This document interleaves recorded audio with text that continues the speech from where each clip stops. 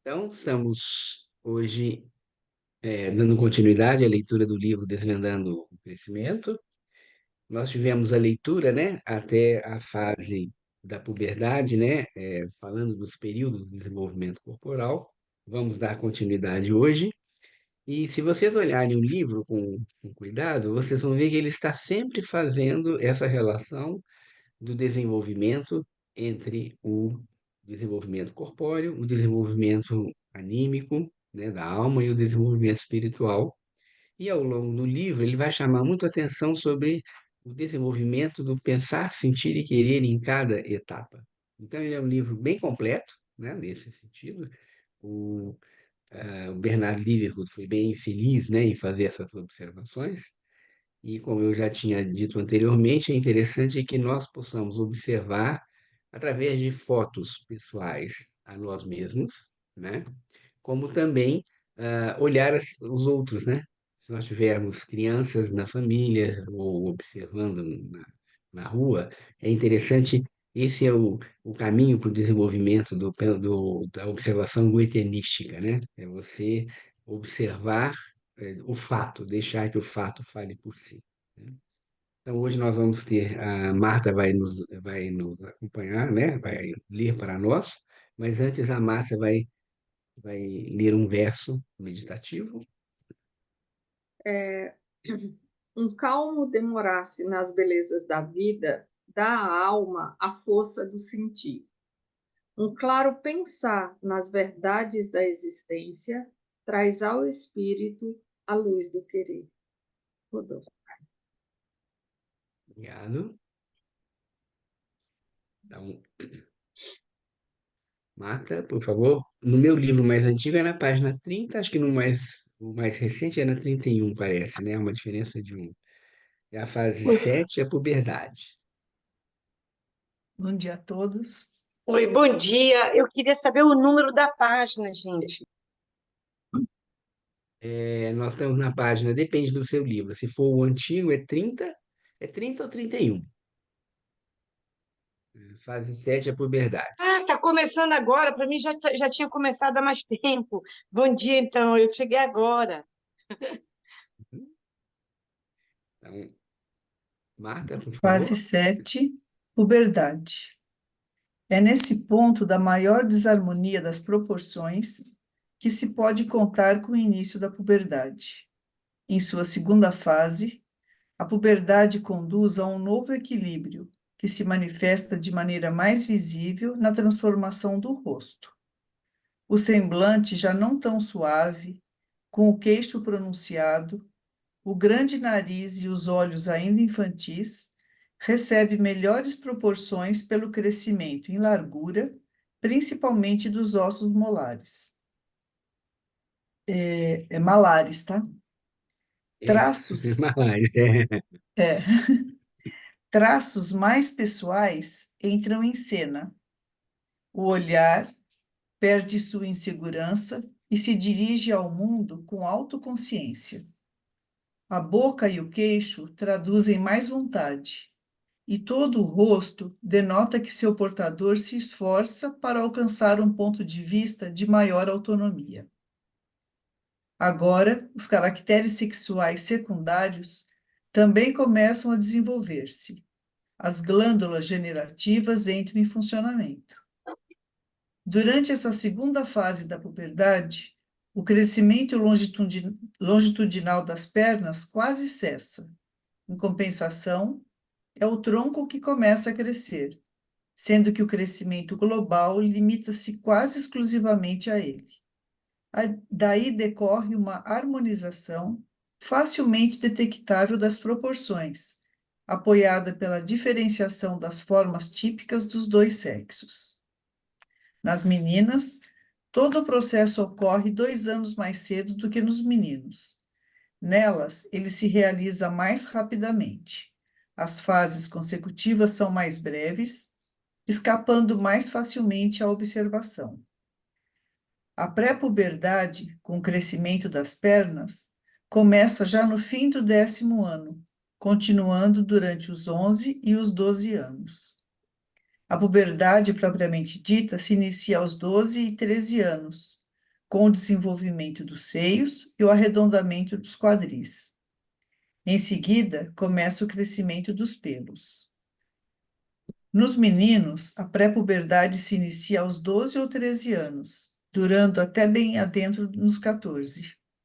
É nesta fase final que surgem as alterações nos órgãos genitais, o crescimento dos pelos e a mudança da voz. Só entre os 14 e os 16 anos se realiza a última fase da puberdade corporal. As figuras 7 e 8 ilustram essa evolução. Alguém vai Figuras mostrar 7 o. e 8. A figura 7, a figura 8. Deixa eu chegar um pouquinho para trás aqui.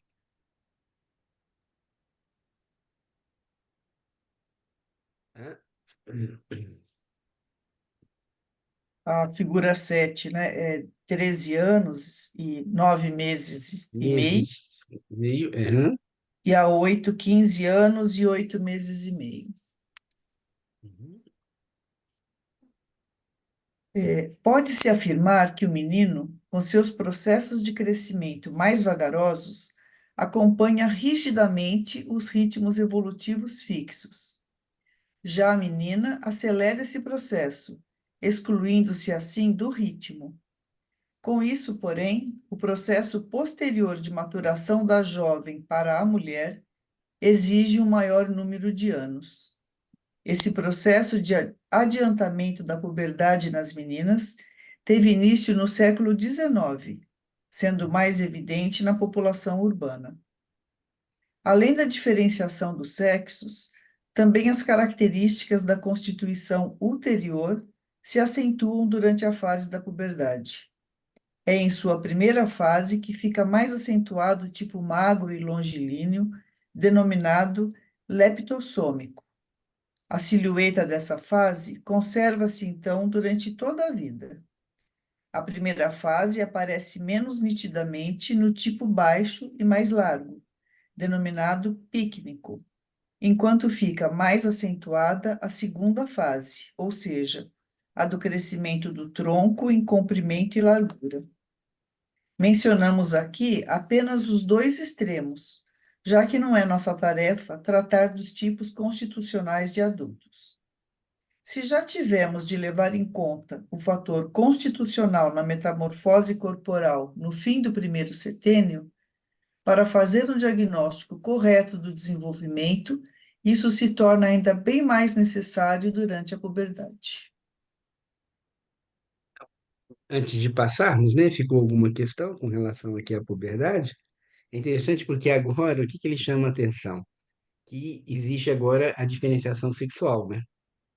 Até então, nós estamos fazendo um desenvolvimento, a visão do desenvolvimento independente, indiferente, né?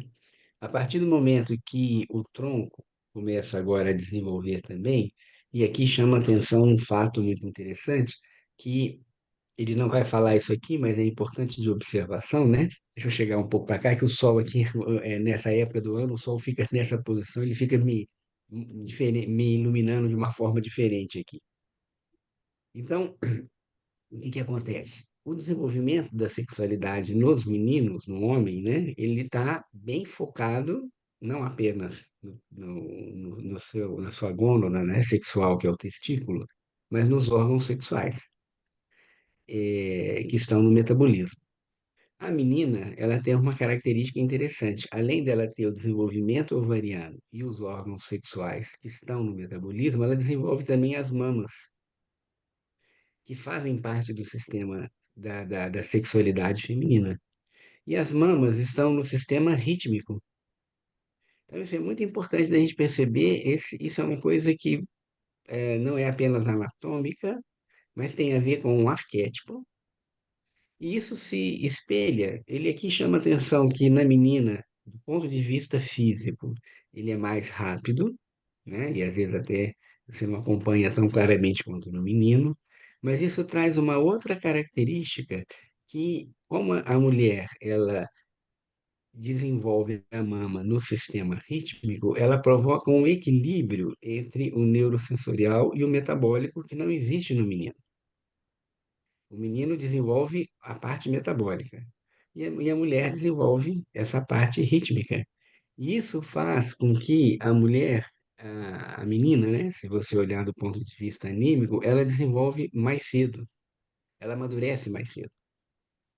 Porque enquanto que o homem tem essa polaridade do pensar e do querer, na mulher existe um ponto de equilíbrio que é o desenvolvimento das mamas no sistema rítmico.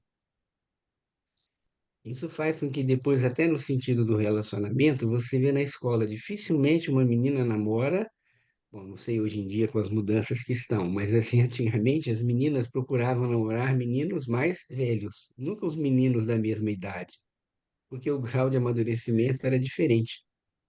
Os meninos da mesma idade têm um amadurecimento psíquico, né, anímico, um pouquinho mais baixo do que o da menina, em função desse aspecto aqui. Então é interessante observar isso, né? De novo, como não é só uma coisa física, é mulher então desenvolve mama, mas porque isso tem um desenvolvimento que tem um impacto no desenvolvimento anímico, essa possibilidade do desenvolvimento rítmico, né? Tudo bem com essa questão? Fala, Marta. Nas pessoas homossexuais, essas Hum. alterações de desenvolvimento já são percebidas, assim, pelo ponto de vista antroposófico, né? Alguma alteração nessas fases que diferem tanto entre os meninos e as Não, meninas? eu acho que não. O que acontece para a gente entender esse aspecto, pode ser tanto homossexuais ou bissexuais, é que o ser humano, quando ele começa o desenvolvimento, é até interessante a gente pensar nisso. O que acontece na puberdade? Tudo aquilo que foi desenvolvido como diferenciação sexual na embriologia, que ocorre em torno da sétima, oitava semana de vida, exige essa distinção, né? Você tem um tecido que era uno, se nós olharmos embriologicamente, do ponto de vista anatômico, não do ponto de vista de genética, mas anatômico, o tecido que vai originar o sexo, ele é uno, ele é um só. Depois, em função de alterações, né, bioquímicas, então você vai diferenciar o sexo masculino do feminino. Mas isso é interessante pensar que nós espiritualmente somos unos, a alma se divide, como usando uma expressão do Jung, né, ânimos e ânima, e fisicamente nós temos uma diferenciação sexual, certo? Mas o espírito não tem sexo, o espírito é uno. E o ser humano, no início da sua gestação, no início do seu processo embrionário, ele também é uno. Depois é que ele diferencia. Mas isso é interessante pensar que ainda persiste, né, uma pequena parte do feminino no masculino, assim como no masculino tem uma pequena parte do feminino. Eventualmente, existem patologias em que essa parte que persiste continua. Então, você vai ter algumas situações em relação aos órgãos sexuais, mas são mais raras. Mas o que que implica isso? Que o ser humano, em si, ele tem todas as potencialidades de ser heterossexual, homossexual ou bissexual. E muitas vezes, na fase de adolescência, essa busca fica um pouco confusa e às vezes tem um certo interesse por pessoas do mesmo sexo, né? E depois isso vai se mostrar, ou vai se manter isso ou não. Mas o ser humano tem em si essas possibilidades todas. E eu não vejo que haja diferenciação específica, não sei, a Julieta, que é endócrino, talvez possa nos ajudar aqui com alguma observação clínica, mas eu acho que o desenvolvimento corporal ele se mantém dessa forma, arquetipicamente falando, evidentemente que existem diferenças individuais, mas arquetipicamente acho que se mantém isso independente da decisão, né, da escolha que o indivíduo vai fazer. Não sei, Julieta, quer complementar ou quer nos ajudar aqui? Não, a gente só aprende assim as diferenciações. A gente não consegue falar do masculino e do feminino. A gente aprende como se fosse uma coisa só, a puberdade, né? É, menina, menina, mas assim, essa diferenciação que eu estou vendo aqui nesse livro, para mim é diferente. E eu estou achando muito interessante tudo isso. Mas a gente, quando Uhum. aprende, a gente aprende de uma maneira geral a puberdade e tal. E a gente nem diferencia tanto assim esses 2 anos que ele colocou aqui. Acontece, mas a gente não coloca muito isso. É porque, como nós falamos aqui ele está, embora ele não esteja nem sempre, ele não está nem sempre falando isso, mas tudo que ele está falando tem um desenvolvimento anímico e espiritual por trás, né? Na medicina a gente olha mais a parte física, né? Você não está levando em conta. E como é mais ou menos. Você fala, a única coisa que tem que desenvolve mama e tal, mas a gente vai olhando, tem outros aspectos que a gente pode enriquecer a observação, né? É, a medicina Clínica. tradicional não vê a parte anímica, né? Ela vê só É, o desenvolvimento, né? Então, isso para mim é um pouco novo, né? E é muito interessante. sim, muito bom. Então, Marta, respondemos, eu acho que não tem. Você não vai ver, eu acho que não tem essa diferença. Você não observa a diferença física do que está escrito aqui, né? Você vai diferenciar realmente os sexos, o desenvolvimento biológico do sexo, né? Ok, obrigada. Pode continuar? Podemos continuar. Fase 8. A puberdade segue-se a fase da maturação, durante a qual vem configurar-se o rapaz ou a moça feitos. No rapaz, desenvolvem-se principalmente o tórax e os ombros. Na moça, a bacia e os quadris. Também nessa fase é, acima de tudo,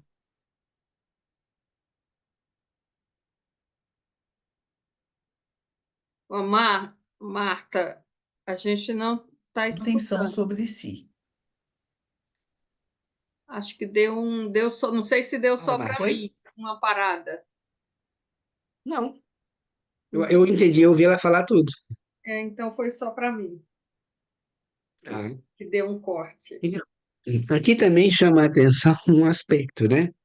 Que o tórax, na moça, a bacia e os quadris, isso tem um sentido que é a preparação para a possibilidade da gravidez, né? Então, a bacia feminina é difícil para obstetras, né? A bacia feminina é uma bacia mais larga e que permite que um feto, uma criança, passe, né, no momento do nascimento. A bacia ginecoide, que a gente chama, né? Então, uma bacia masculina, ela é mais fechada. E isso aí, na obstetrícia, tem uma importância porque é uma questão matemática mesmo, né? Se os ângulos, né, se os espaços são pequenos para uma cabeça penetrar, isso dificulta um parto natural, né? Antigamente se fazia até, hoje em dia não se faz isso, mas antigamente se fazia às vezes, raio-x para ver como que era a pelve, né? Para ter uma observação, embora você, quando olha de fora, é nítido quando você vê a bacia de uma arquetipicamente masculina e uma bacia arquetipicamente feminina. Então, aqui não é no sentido anímico, mas é dentro do próprio sentido evolutivo humano que a bacia é diferente. E quem desenha sabe que o ponto de equilíbrio da figura, a gente chama de hipomócrio, é diferente na mulher do que no homem. Quem faz desenho de figura masculina, né? Porque existe um ponto diferente de equilíbrio em função dessas características. Então é interessante observar tudo isso também, né? Não só do ponto de vista médico, né? Como no caso da obstetrícia, como também vem esse outro lado que nós falamos do anímico espiritual. Mas aqui chama a atenção disso. E na sexualidade, isso é bem interessante, alguns textos falam isso muito de uma forma bem interessante, que isso é uma coisa atávica. No início da humanidade, o que que uma pessoa do sexo feminino buscava no sexo masculino? Um tórax mais avantajado significa força, proteção. E o sexo masculino olha para o sexo feminino buscando um ser que possa gerar filhos e manter a prole. Então é interessante que isso é atávico, que o ser humano olha especificamente, né, o masculino, buscando um ser que possa lhe dar a continuidade da espécie. Então chama muita atenção para o homem o quadril. E principalmente quando existe uma proporção de cintura-quadril de aproximadamente 70%. Né? Tem um texto que fala que o fato de uma mulher estar acima do peso ou não, não tem tanta importância desde que ela mantenha esse 70% de equilíbrio entre a cintura e o quadril, né? No sentido de atração. E a mulher vai, isso lá no início da humanidade, mas nós podemos ver que isso persiste até hoje, ela olha para a figura masculina buscando uma figura que mostre proteção. E isso vem pelo alongamento, né? Pela proporção dos ombros, né? Marta, você levantou a mão? Não, é que eu achei interessante, né? Voltando até a fase 7 ali, quando ele fala que o processo de adiantamento da puberdade nas meninas teve início no século XIX, né? Então, Uhum, assim, uma coisa que mostra esse acompanhamento evolutivo. também. Não, e olha, imagina, ele escreveu esse livro, vamos olhar aqui quanto que é o livro. Esse livro foi escrito em 80, não, foi 76, né? E também, de novo, aqui eu vou pedir a ajuda da Julieta.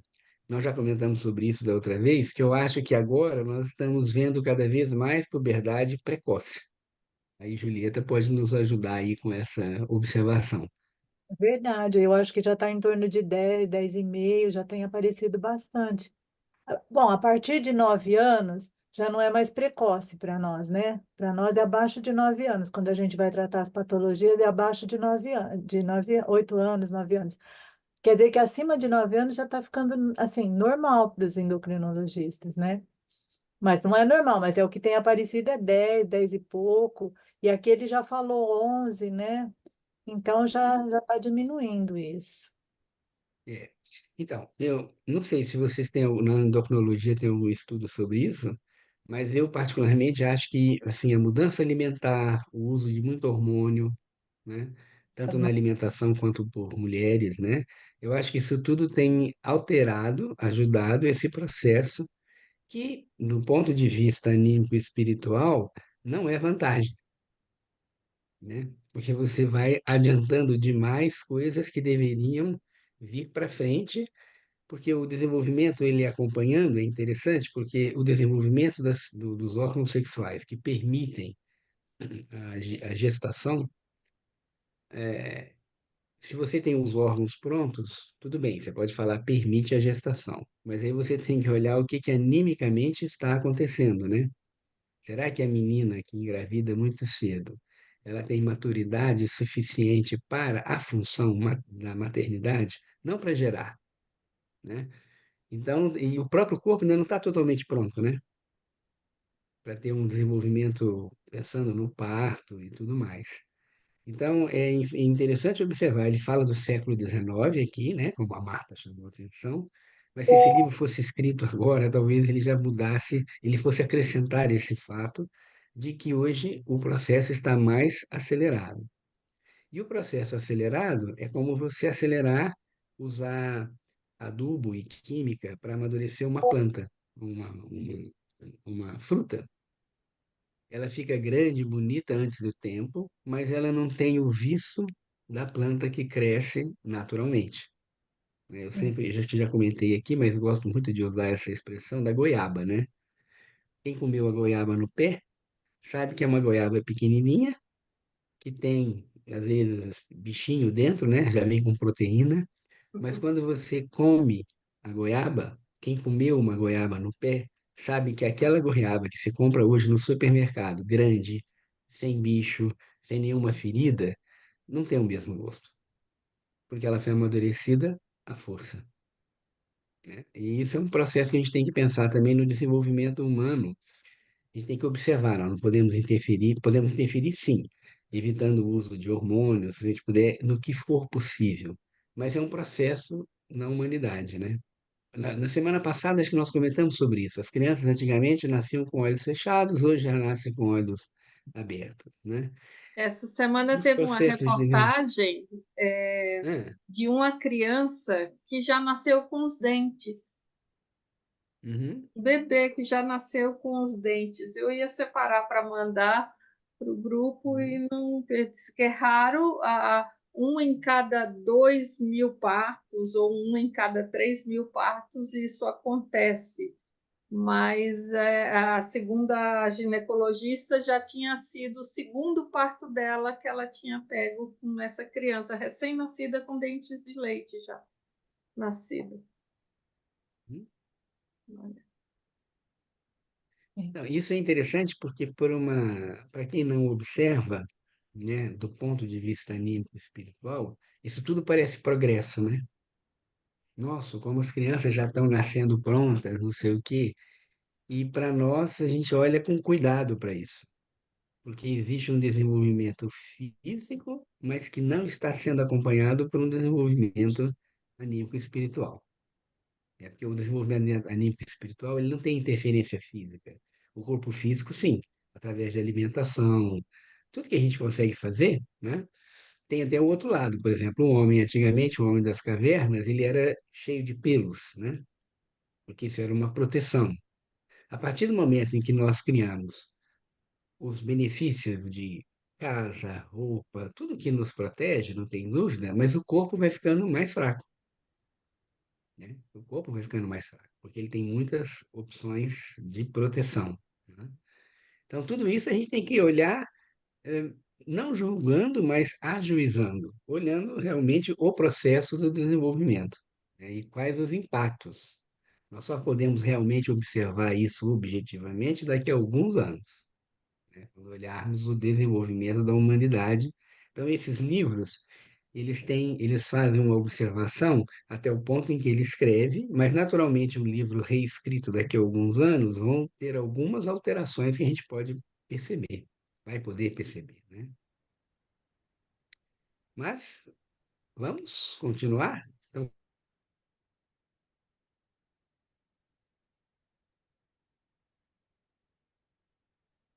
Fase 9. A maioria das descrições do desenvolvimento termina com a idade de 18 anos, com o fim da adolescência. Isso, porém, não é correto, pois não apenas fisicamente, mas também do ponto de vista corporal, ocorre ainda um desenvolvimento adicional com uma condição de homem ou mulher. No homem, sucede mais um crescimento em altura. É significativo o fortalecimento de toda a constituição. O sistema muscular enrijece, mormente nos membros. Também o esqueleto parece ficar mais pesado e forte. No esquema, na página 34, fica evidente que os dois marcos da evolução corpórea da criança são a chegada à conformação da idade escolar e a puberdade. Ambas são precedidas por uma fase de crescimento mais intensivo, o primeiro e o segundo estirões. Com isso, o desenvolvimento até os 21 anos se compõe de 3 períodos. Aí tem um esquema aqui na página. Você quer comentar esse esquema, o Ronaldo? esquema, o esquema está aqui, vocês estão podendo ver? Na realidade, o que esse esquema está fazendo, ele está sintetizando tudo o que ele falou. Eu acho que a gente pode terminar a leitura e voltar para o esquema, porque Tá, o esquema vai só finalizar as observações que ele está fazendo no texto, né?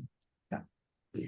Em cada período evolutivo, a cabeça, o tronco e os membros chamam sucessivamente a atenção. Somente na puberdade, a transformação é tão incisiva que abrange simultaneamente tanto a cabeça e o tronco como os membros.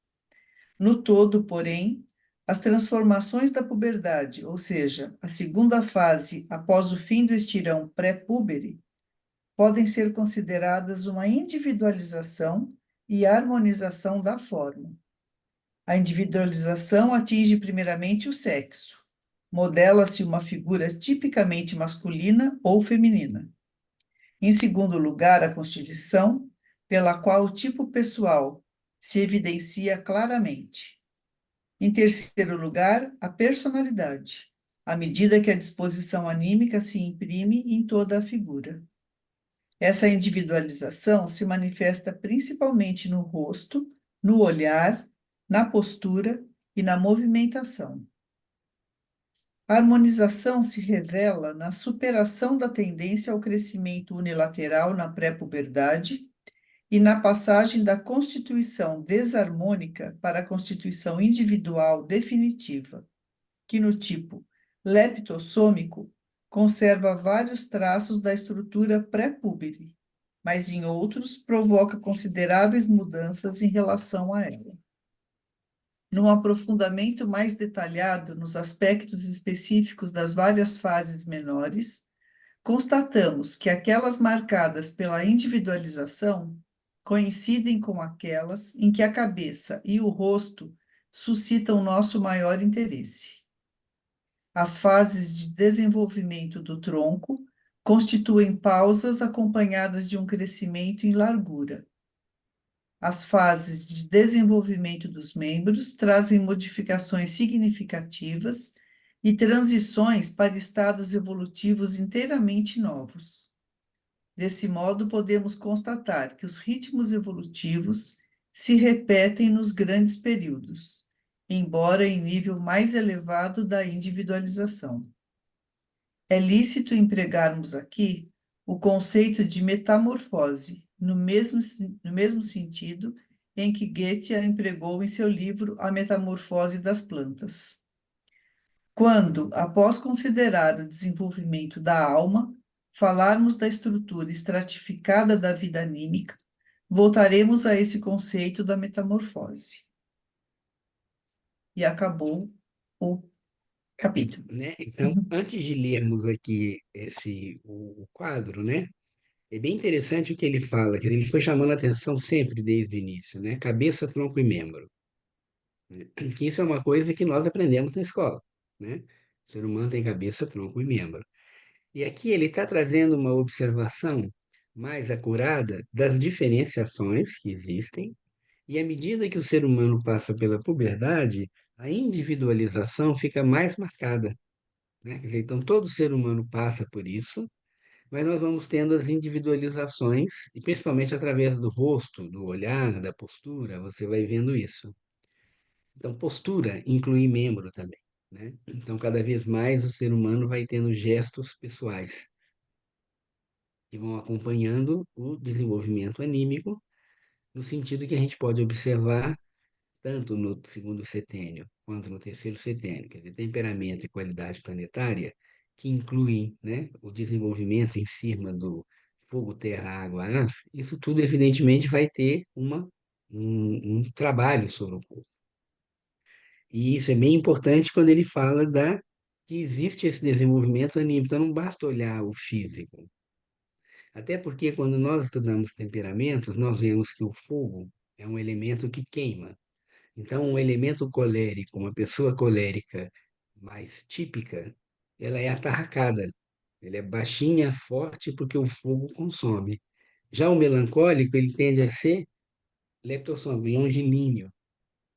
E o fleumático, ele acumula, então ele é mais redondo. Então, tudo isso que nós estamos vendo não vai mudar.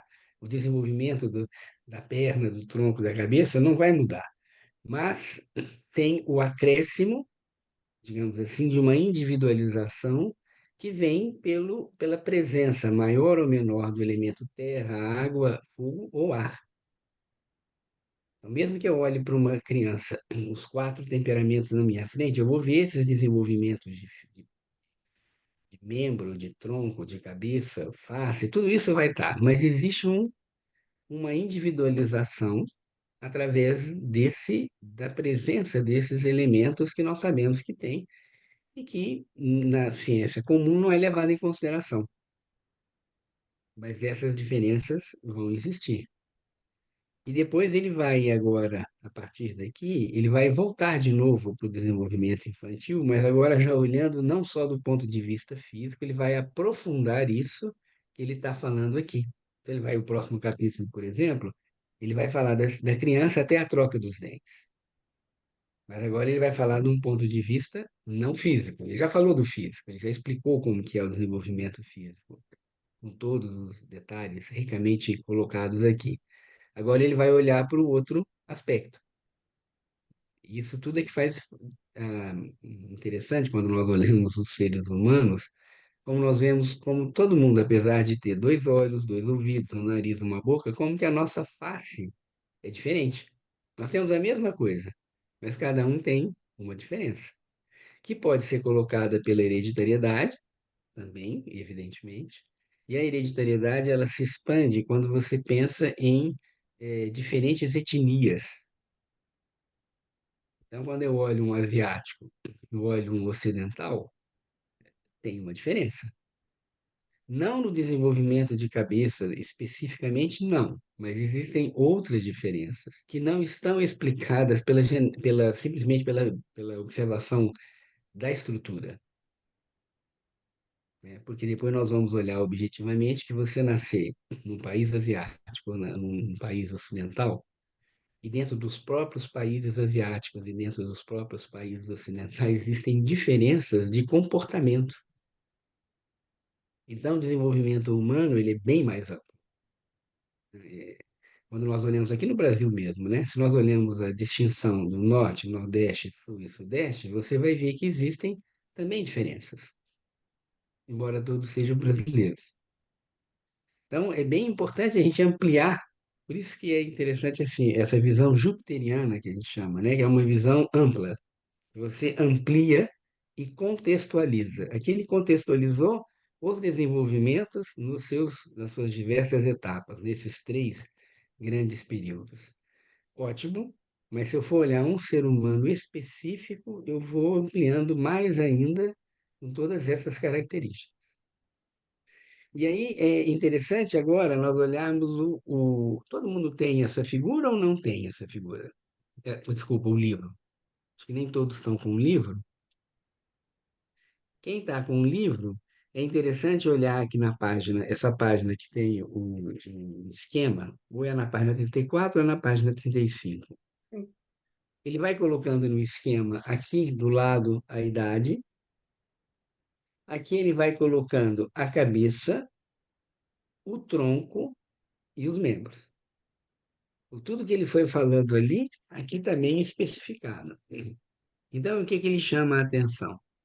Que do 0 aos 2 anos, nessa trimembração cabeça, tronco e membro, o que está prevalecendo é a cabeça. Então, o recém-nascido, ele tem a cabeça que prepondera sobre o desenvolvimento e o tamanho. Então, nós vimos todo aquele desenvolvimento crânio-caudal, lembra que tinha, quando você passa a linha pela pupila, que está acima da orelha, a testa é maior, a boca é uma boca de mamar, o queixo é pequenininho, a narina do bebê é quase muito pequenininha, quase não existe, né, digamos assim, porque esse desenvolvimento é crânio-caudal, né? Quando você está de 2 a 5 anos de idade, você tem na terra infância, o desenvolvimento é do tronco que prepondera. E é a primeira repressão. Repressão é esse desenvolvimento, né, horizontal.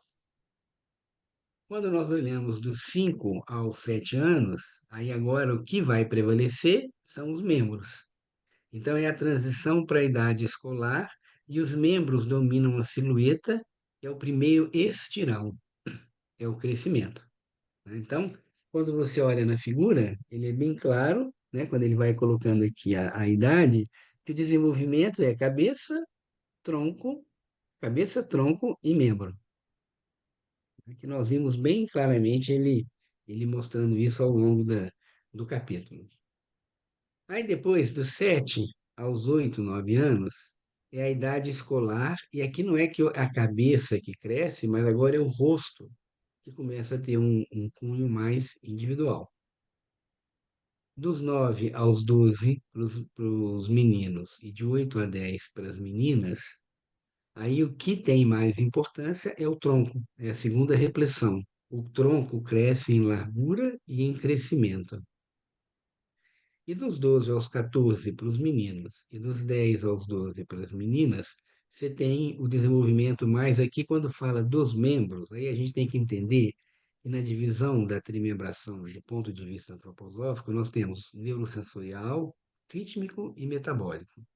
E o metabólico também é conhecido como metabólico motor ou metabólico locomotor. Então, aqui nós temos os membros, mas temos também toda essa parte dos aparelhos, dos órgãos internos, que estão incluídos aqui os órgãos sexuais.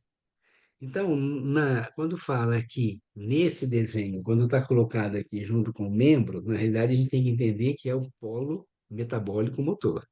Então, agora é a pré-puberdade, tem o segundo estirão, e os membros crescem principalmente na periferia.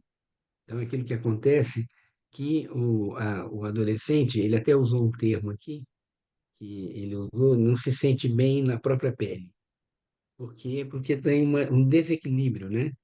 Os membros crescem de uma forma maior, e aí existe um certo desequilíbrio que ele até citou lá, que às vezes o adolescente derruba coisas, ele é como se ele não se coordenasse no espaço por causa dessa mudança, e que vem justamente com aquele desenvolvimento que agora o ser humano está cada vez mais presente na Terra, né? Ele agora é um ser de maturidade, começa o processo de maturidade terrestre.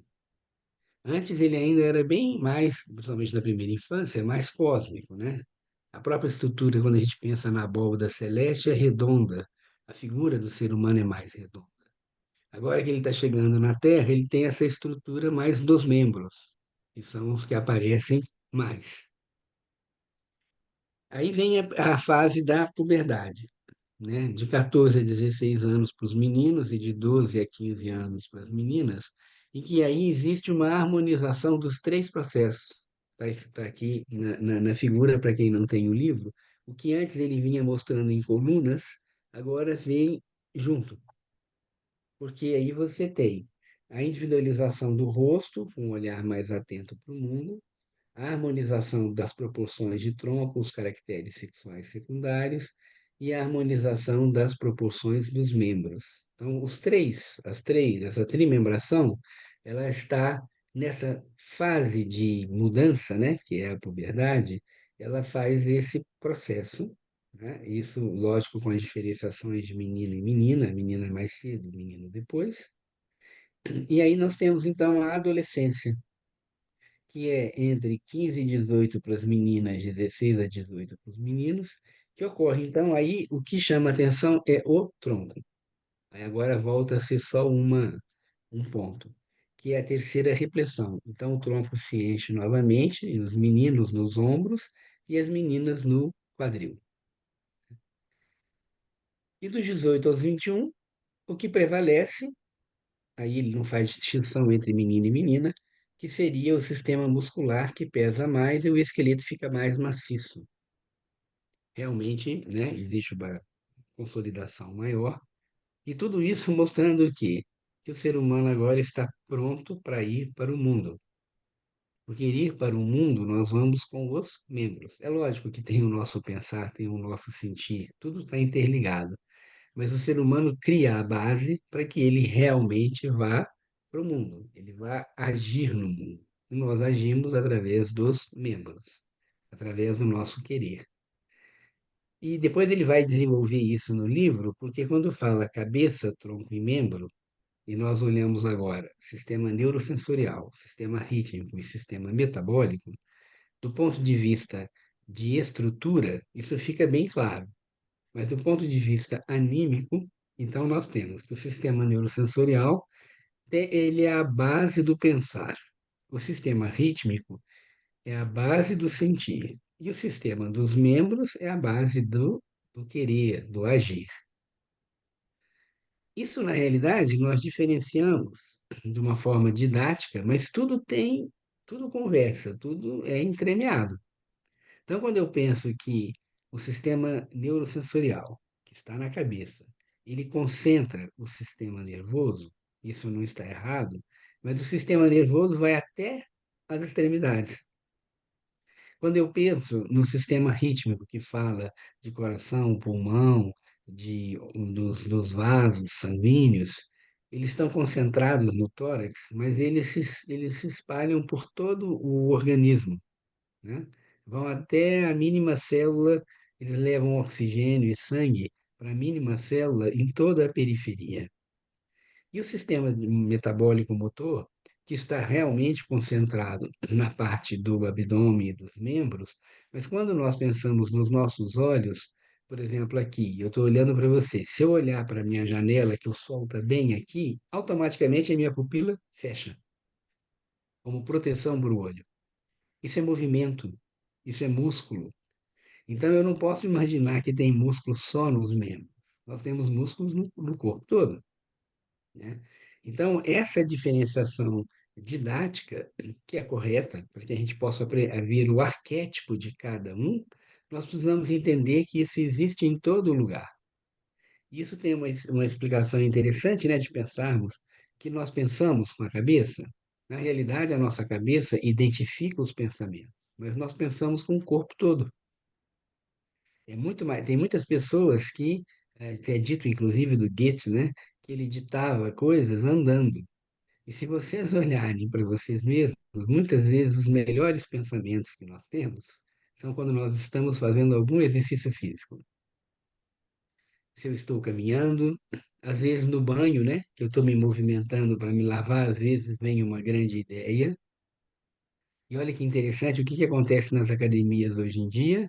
Você está fazendo exercício olhando uma tela de televisão, que não permite que você esteja vivendo com você. Você está olhando fora.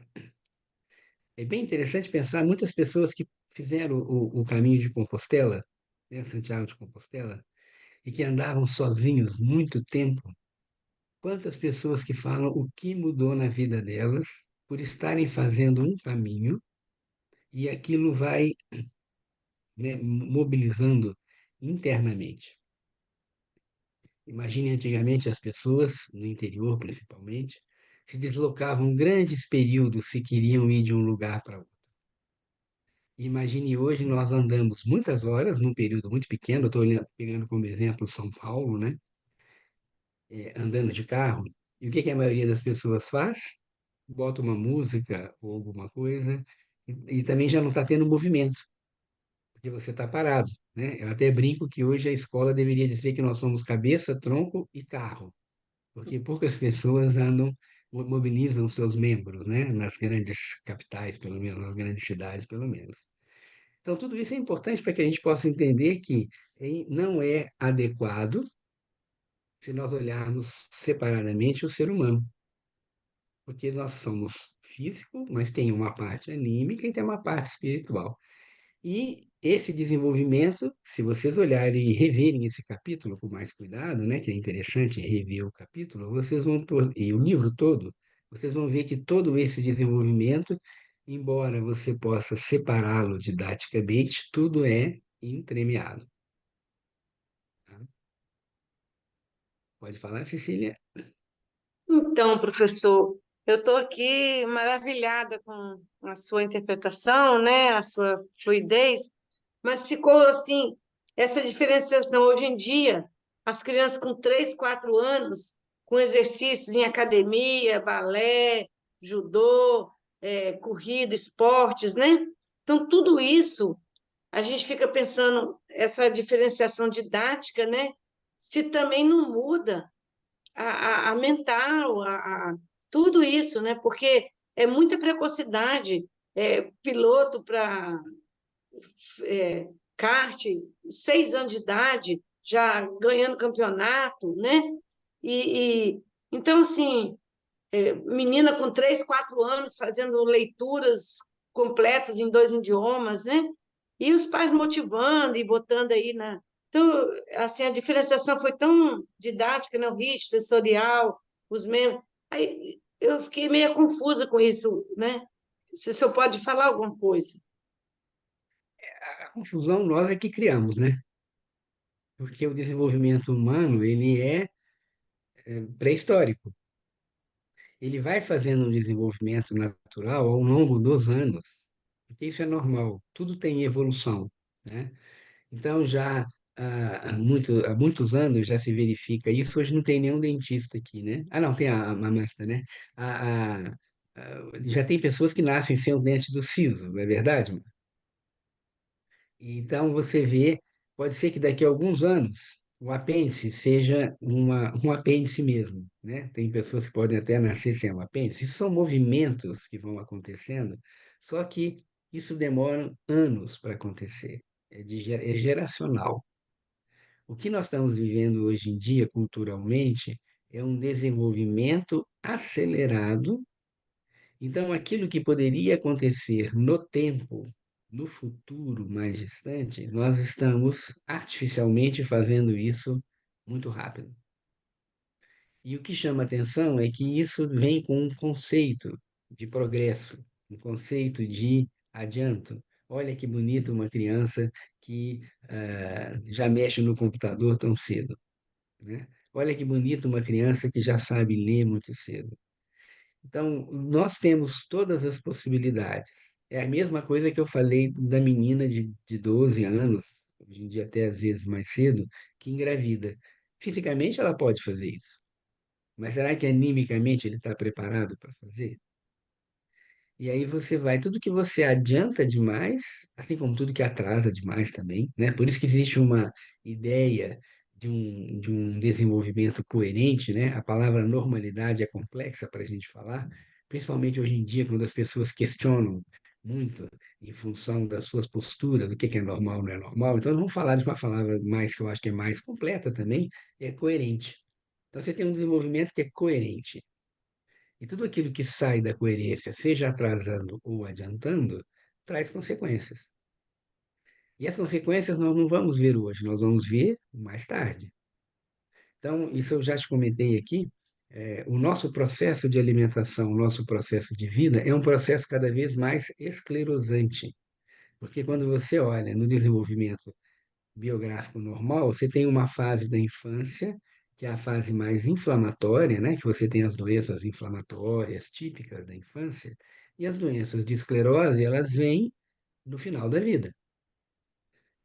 Esse é o processo normal, né? Então você vê isso fisicamente, você vê a criança, nós vimos isso aqui, o desenvolvimento, né, do físico, que a criança não tem dobrinha, a criança é toda vital. E quando você olha uma pessoa idosa, o corpo já é mais pesado, o corpo já tem mais ângulos do que a criança tem. Isso é um processo fisiológico. Se eu adianto, através da cultura, da alimentação, conceitos para uma criança, que é um processo que leva a um processo natural de endurecimento, né? É muito claro para nós que quanto maior a vitalidade, menor é a consciência. Quanto maior a consciência, menor a vitalidade. Isso é um processo da vida. Se eu trago consciência muito cedo, eu vou tirando vitalidade muito cedo. Então, nós vamos cada vez mais ver doenças de esclerose em pessoas não tão idosas assim. Então, acho que eu já dei esse exemplo aqui. Não sei como que era com a Julieta. Na época que eu estudei, mal de Alzheimer era do domínio do neurologista. A gente estudava como uma cultura médica. Hoje, qualquer pessoa sabe o que é mal de Alzheimer. E as doenças de esclerose estão aparecendo cada vez mais cedo. E isso, se nós não olharmos, para olharmos ajuizadamente, isso vem pelo nosso modo de vida também. Tem vários fatores, evidentemente, mas assim, quando eu vejo uma alimentação que tem muita química, e para nós, do ponto de vista antroposófico, é contra o nosso organismo vital, então você tem acidulante, conservante, realçador de sabor, corante, tanta coisa que tem, né? E aí nós vamos vendo como, além de, quando eu como uma carne, ela já vem com um animal, em geral, né? Preparado, né? Que foi mantido com antibiótico, com hormônio. Isso tudo vai ter consequência. E as coisas vão acontecendo mais cedo. Isso do ponto de vista físico. E se nós, na educação, ainda acelerarmos isso, bom, só no futuro a gente vai ver o resultado, mas nós já estamos vendo alguns resultados agora. Isso é que a gente tem que ter essa consciência, né, dessa observação. E agora a nova moda é o excesso das vitaminas, né? Porque uma É, pessoa sente um absurdo se não toma 3.500 vitaminas. O Uhum. visto da indústria das vitaminas, tá um absurdo isso. E eu não sei até onde que vai chegar isso, né? É muita Sim. dose muito alta que as pessoas estão usando. Uhum. Vitaminas e hormônios, né? É. É, sim, mas Mas é assim, interessante porque o que a Julieta fala é interessante, porque a vitamina, olha só que interessante. O que dá a impressão quando você fala assim, ó, você vai tomar hormônio? Algumas pessoas se assustam. Mas você fala, você vai tomar vitamina? Ó, que bom, né? Vitamina é uma coisa maravilhosa. Então, vocês entendem como que existe um processo que a gente tem que estar atento, porque isso é culturalmente vai sendo colocado. E dentro da própria questão, né, de vitaminas, né? Você tem médicos que acham que a vitamina D tem que estar próximo do 100. Eu vejo clientes que chegam para mim tomando uma quantidade de vitamina D que, assim, exagera. Você fica pensando, será que isso precisa? Né? agora é Não a estou falando B12. que não tenha casos específicos, estou falando caso a caso. Mas, assim, existe uma tendência de exagerar, como a própria Julieta comentou. Julieta, você ia falar, desculpa. Não, eu disse que agora a mais nova moda agora é a B12, porque eles descobriram que ela atua no sistema nervoso central, os pacientes descobriram, né? E aí precisa estar muito alta. Então, o normal é de 200 e pouco a 900, eles vêm com 2.000, e aí a gente quer reduzir, fica muito difícil, eles não querem de jeito nenhum, porque eles acham que 2.000 vai fazer mais efeito. Isso está muito difícil, eu acho. A Então, isso, B12. isso é uma característica que a gente tem que olhar, de novo, meus amigos, aqui ajuizando, não julgando. A tendência materialista é sempre do mais. Então, eu vivo bem com o meu salário, mas eu quero mais. Eu vivo bem com o meu carro, mas eu quero mais. Então, o mais é uma visão de que porque materialisticamente falando, se eu vejo uma pessoa pequena, uma pessoa mais alta, teoricamente, a pessoa mais alta é mais forte, né? Se eu vou escalar uma montanha pequena, se eu vou escalar o Everest, é melhor eu escalar o Everest. Isso tudo é uma visão que, quando a gente percebe, ela vai dominando o ponto de vista das pessoas, né? Que faz parte do processo de evolução. A gente não pode criticar simplesmente, mas eu não posso também dormir para dentro do assunto, né? Que é aquela expressão que significa, eu não posso, porque todo mundo acha, eu não posso, eu tenho que olhar a minha percepção e, olhando objetivamente, quantos problemas, né, muitas vezes nós temos justamente pelo excesso e não pelo ponto de equilíbrio. A maioria das pessoas pensa assim, o excesso é melhor do que a falta. Tá certo, em determinados assuntos. Mas você perde porque excesso e falta são pontos absolutamente opostos. E entre os opostos existe um meio.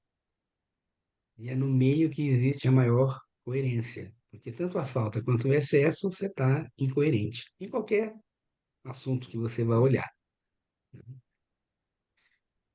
Cecília, para Cecília seria a última, Cecília, que já são 9h30. Pode Vou falar. tentar falar rapidinho. É que esse meu médico disse que teve recentemente no Congresso e que os limiares estipulados, eles são baseados em média de pouca amostragem, alguma coisa assim que não era tão real. E que o ideal não seria aquele ponto que está ali, que eu acho que foi a Julieta que comentou, que eles falam que tem que ser 1.000. Então, ele fala que, vamos supor, o máximo estaria em 400, mas de zero, vamos supor, de 10 a 400, você está em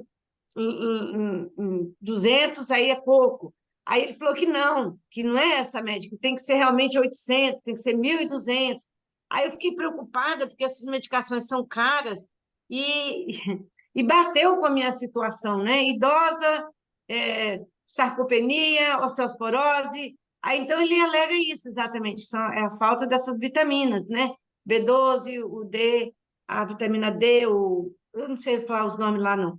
Mas eu dizer que estou com 3, caríssimas, em sachê e tal, mas são doses maciças, né?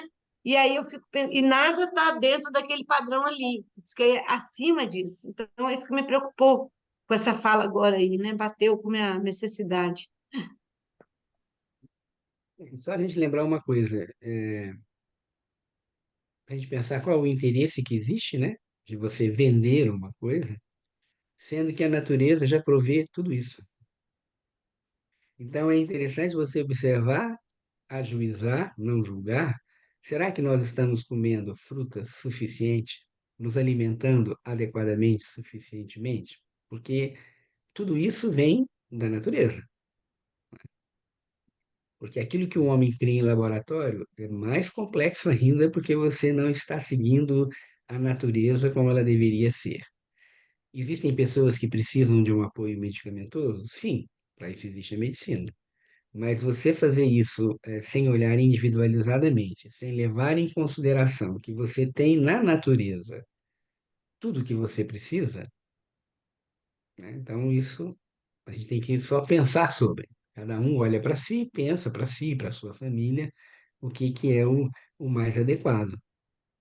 Lógico, não deixando de olhar que algumas pessoas realmente necessitam de um apoio, né, diferenciado, né, que seria o caso de um procedimento médico, mas assim, aí eu estou falando dos médicos, dos nutricionistas, ah, dos dentistas, né?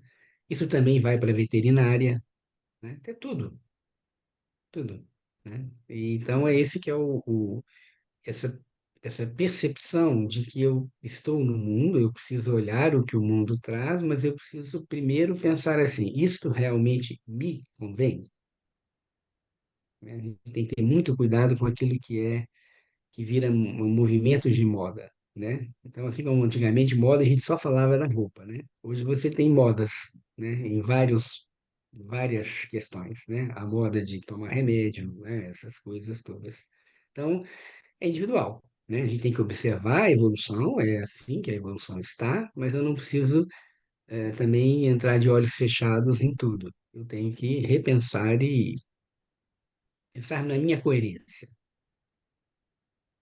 Quanto mais o mundo externo fica incoerente, mais coerência eu tenho que buscar interna.